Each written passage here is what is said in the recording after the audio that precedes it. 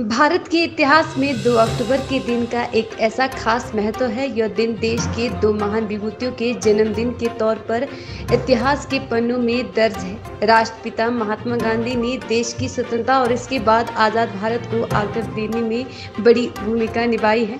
पूर्व प्रधानमंत्री लाल बहादुर शास्त्री उनकी सादगी और विनम्रता के लोग कायल थे। उन्होंने वर्ष 1965 के भारत पाकिस्तान युद्ध के दौरान जय जवान जय किसान का नारा दिया था। इसी उपलक्ष्य पर आज सोलन के रेस्ट हाउस में महात्मा गांधी और लाल बहादुर शास्त्री को कांग्रेस कार्यकर्ताओं द्वारा श्रद्धांजलि दी गई और पुष्प भी अर्पित किए गए। इस विषय पर जानकारी देते हुए महासचिव जिला कांग्रेस शिवदत्त ठाकुर ने बताया कि ये कार्यक्रम है, ये सिर्फ भारत में ही नहीं पूरे विश्व में महात्मा गांधी जी की एक अपनी पहचान थी। उनका अपना एक किया हुआ एक ऐसा उन्होंने पुनीत कार्य विदेश में भी किया और देश में भी किया। वो अहिंसा के पुजारी थे। उनके जन्मदिवस पे आज जो है वो पूरे देश में उन्हें याद किया जा रहा है।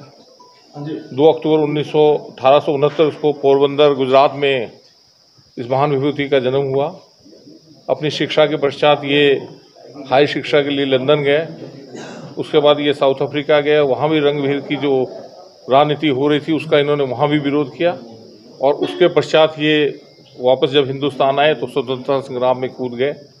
जवाहरलाल नेहरू जी, सरदार पटेल जी, गोविंद वल्लभ पटेल जी और गोविंद वल्लभ पंत जी जैसे जो महान नेता यहाँ संग्राम में जुड़े हुए थे, लाला लाजपत राय जैसी हस्तियाँ उनके साथ ये भी जुड़े और इन्होंने इस राष्ट्र को आज़ाद कराने में महत्वपूर्ण भूमिका निभाई।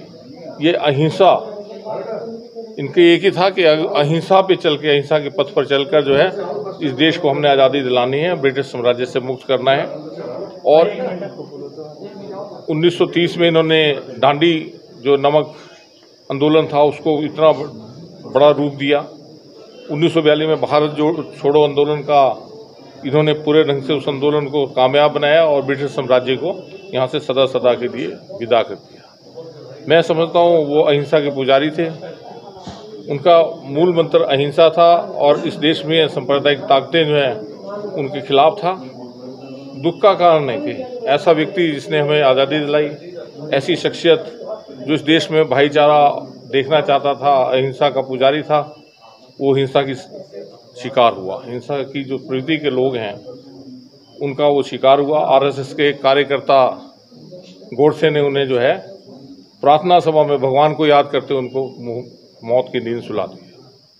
तो मैं समझता हूँ आज भी उनके प्रति सच्ची श्रद्धांजलि जन्मदिवस पे संकल्प यही होगा कि देश में जो सांप्रदायिक ताकतें हैं जो आज भी सक्रिय हैं, वो सांप्रदायिक ताकतें जो इस देश को तोड़ना चाहती हैं, वो सांप्रदायिक ताकतें जो इस देश में अमन शांति नहीं रखना चाहती, वो सांप्रदायिक ताकतें जो इस देश में हिंसा फैलाना चाहती हैं, उनके खिलाफ महात्मा गांधी ने जो एक हथियार दिया था अहिंसा का, उस पर चलकर इस देश की एकता कायम रखनी है। ये उनके लिए सबसे बड़ी श्रद्धांजलि होगी।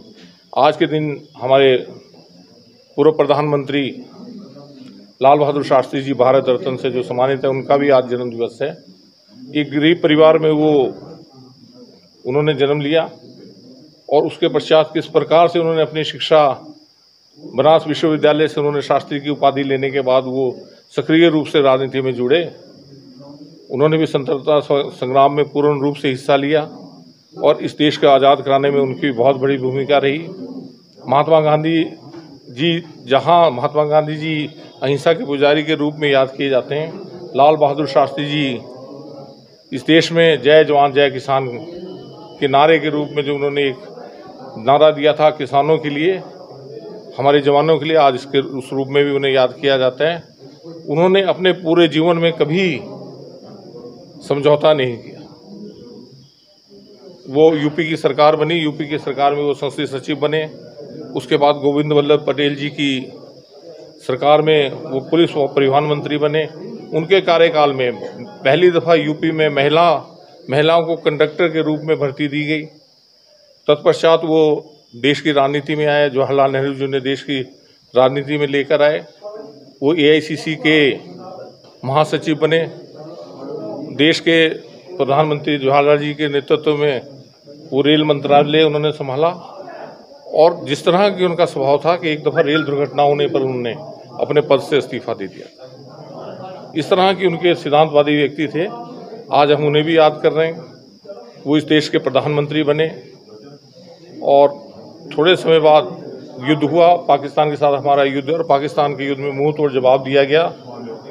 उनके बाद वो अपने ताशकंद में जब उस समझौते के तहत गए थे, वहाँ उनकी आकस्मिक मृत्यु हो गई और वो इस देश में उनकी सेवाओं का हम भरपूर फायदा नहीं उठा पाए। पर जिस तरह की उन्होंने नीतियाँ देश को दी, जिस तरह से जय जवान जय किसान और खाद्य में जो है देश पूर्ण रूप से खड़ा हुआ, ये उनकी देन है। आज इस मौके पर हम उन्हें भी याद करते हैं, उनके प्रति भी श्रद्धा सुमन समर्पित।